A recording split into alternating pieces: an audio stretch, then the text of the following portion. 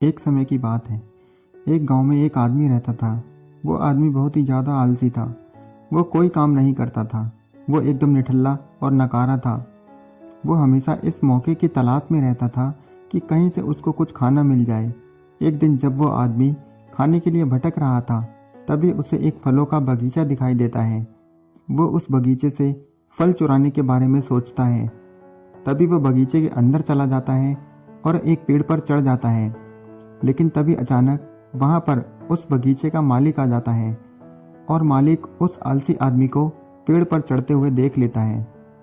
वो उस आदमी को चिल्लाते हुए नीचे आने को कहता है, लेकिन वो आलसी आदमी बगीचे के मालिक को देखकर डर जाता है और नीचे आने से मना कर देता है। तभी उस बगीचे का मालिक अंदर जाकर बड़ा सा डंडा लेकर आता है। यह देखकर वह आलसी आदमी तुरंत पेड़ से नीचे उतरता है और मालिक के उस तक पहुंचने से पहले ही वो जंगल की तरफ दौड़ने लगता है और जंगल में जाकर छुप जाता है। कुछ समय बीतने के बाद वो आलसी आदमी वहां से निकलता है और जंगल के रास्ते से अपने गांव की तरफ जाने लगता है। तभी रास्ते में उसे एक लोमड़ी दिखाई देती है जिसके सिर्फ 2 ही पैर थे। उसके 2 पैर टूटे हुए थे और वो जंगल में रेंगती हुई चल रही थी। ये देखने के बाद वो आलसी आदमी सोचता है कि इतने घने जंगल में ये लोमड़ी अभी तक जिंदा कैसे है। ये लोमड़ी भाग नहीं सकती, चल नहीं सकती, तो कैसे ये अपने खाने का इंतजाम करती होगी और कैसे ये लोमड़ी इतने घने जंगल में खुद को दूसरे जानवरों से बचाती होगी।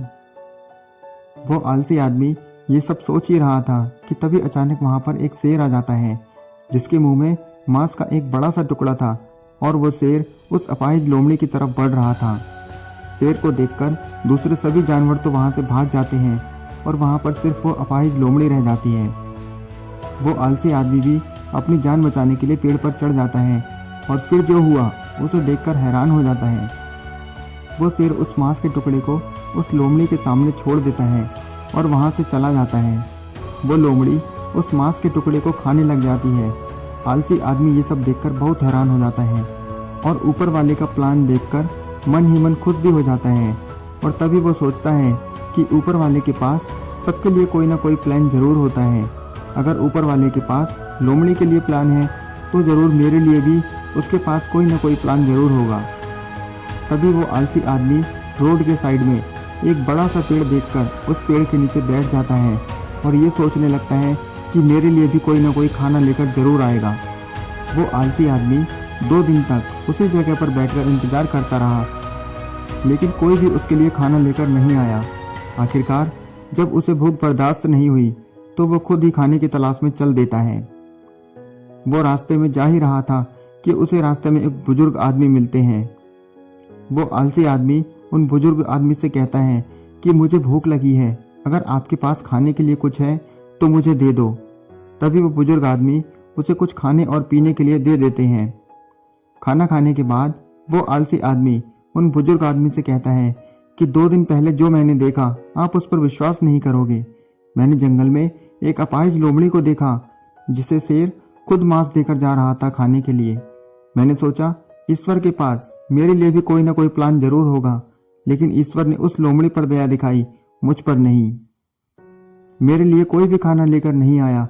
आखिरकार मुझे खुद ही खाने की तलाश में निकलना पड़ा। उस आलसी आदमी ने बुजुर्ग आदमी से पूछा कि मेरे साथ ईश्वर ने ऐसा क्यों किया। तभी उस बुजुर्ग आदमी ने मुस्कुराते हुए कहा, यह सच है कि ईश्वर के पास सभी के लिए कोई ना कोई प्लान जरूर होता है और तुम्हारे लिए भी है, लेकिन तुमने उसे गलत तरीके से समझ लिया। वो तुम्हें लोमड़ी नहीं उस शेर की तरह बनाना चाहते हैं। दोस्तों, अगर हम अपनी लाइफ को ध्यान से देखें तो हमें पता चलेगा कि हमारी लाइफ सबक से भरी पड़ी है और हर एक मोमेंट में एक गहरा सबक छिपा रहता है।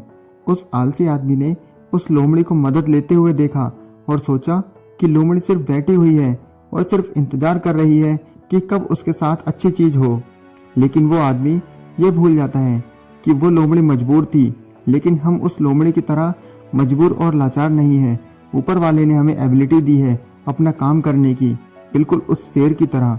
हमारे पास भी खुद की स्ट्रेंथ है हमारी सिचुएशन बदलने की, लेकिन उसके लिए आपको कोशिश करनी पड़ेगी, प्रयास करना पड़ेगा, तभी आप उस शेर की तरह बन पाओगे।